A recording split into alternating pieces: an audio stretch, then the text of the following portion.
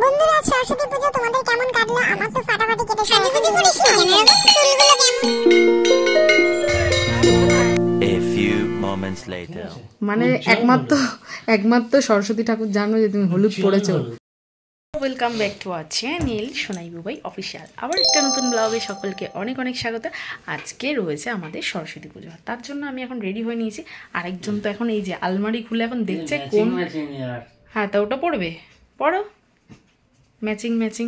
এখনও পর্যন্ত dress choice করে পারিনি। এদিকে আমি পুরো রেডি, এরকম একটা শাড়ি পরে নিয়েছি।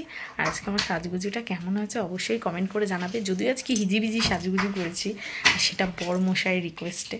তো তুমি বলেছো তার জন্যই তো এই শাড়িটা পরলাম, না তো আমি অন্য শাড়ি পরতে যাচ্ছিলাম। সেটা বলো, সত্যি কথাটা বলো, আমি অন্য শাড়ি পরতে যাচ্ছিলাম। আমাকে বললো যে না আজকে ইয়েলো কালারের শাড়ি পরতে হয়, ওই জন্য এই শাড়িটা পরলাম। তো আজকে কেমন লাগছে অবশ্যই কমেন্ট করে জানাবে।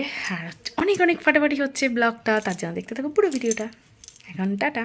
ওরা একেই বলে হিংসা হলে কি হয়, ইনি পড়ছে নতুন জামা আর আমি নিউ ড্রেস। হ্যাঁ আচ্ছা, নিজের বেলা নতুন, আর আমি যখন বললাম একটা নতুন শাড়ি পরে বলে না ইয়েলো পরতে হয়, এই জন্য আমাকে পুরনো শাড়িটা পরালো।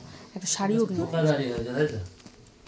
হ্যাঁ তা না তো কি, ধোকাদারি তো দিলে। আর ভিতরে হলুদ আমার, ঠিক আছে মানে একমাত্র সরস্বতী ঠাকুর জানো যে তুমি হলুদ পরেছো, 100 পাস, তাই তো উজ্জ্বল হলুদ। এটা হ্যাঁ খুব সুন্দর লাগছে। কেমন লাগছে বন্ধুরা তোমরা কমেন্ট করো।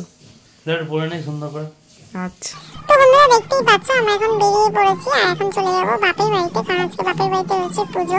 তো চলো সেখানে গিয়ে তোমাদেরকে দেখাবো। সবটাই দেখার জন্য ভিডিওটা পুরোটা কন্টিনিউ করতে থাকো। তো বন্ধুরা আমাদের যেহেতু আসতে একটু লেট হয়ে গেছে, কারণ বেশ অনেকটাই বেলা হয়ে গেছে, আর এখন বাড়িতে এসে দেখছি ঠাকুরমশাই পুজোতে বসে গেছে, এখন যজ্ঞ অনুষ্ঠান হচ্ছে, তো এটা কমপ্লিট হয়ে গেছে। তো বন্ধুরা এবারে তো সরস্বতী পুজো দুদিন পড়েছে, কিন্তু আমরা রোববার দিনই সরস্বতী পুজো করলাম, কারণ সোমবার দিন তো অনেক তাড়াতাড়ি ছেড়ে যাবে, তার জন্য সোমবার দিনটা আর করিনি। আর আমাদের বাড়িতে সরস্বতী পুজো এই নিয়ে কিন্তু 7 বছর হচ্ছে, মানে 7 বছর এইভাবে আমরা প্যান্ডেল করে সবাই মিলে, দাদারা ভাইরা দিদিরা সবাই মিলে একসাথে পুজো হয়।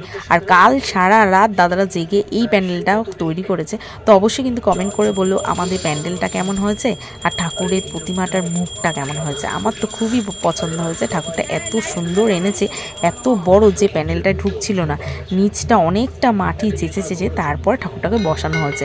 আর এত সুন্দর ঠাকুরটার মুখ কি বলবো বন্ধুরা। তো তোমরা কিন্তু অবশ্যই কমেন্ট করে জানিও কেমন লাগলো তোমাদের। বন্ধুরা দেখতে পাচ্ছ কালকে সারা রাত কাজ করার পরেও এখনো কিন্তু প্যান্ডেলে অনেক কাজ বাকি রয়েছে, আর সেটা দেখতেই পাচ্ছ। এখন এই সমস্ত লাইট, তারপর আরো অন্যান্য অনেক কাজ বাকি রয়েছে, তো সেগুলো এখন দেখতেই পাচ্ছ দাদারা সেইগুলো লাগিয়ে নিচ্ছে। তো তোমাদের সঙ্গে সবটাই শেয়ার করব। আমাদের কিন্তু প্রচুর মজা হবে, প্রচুর আনন্দ করব। তো কি করছি না করছি সবকিছু জানতে গেলে কিন্তু ব্লগের দিকে নজর রাখতে হবে। তো আমার ব্লগগুলো দেখতে তোমাদের কেমন লাগছে অবশ্যই কিন্তু কমেন্ট করে জানাবে। আর যারা আমার ব্লগটা শেষ পর্যন্ত এনজয় করলে সকলকে অনেক অনেক ভালোবাসা, অনেক অনেক ধন্যবাদ।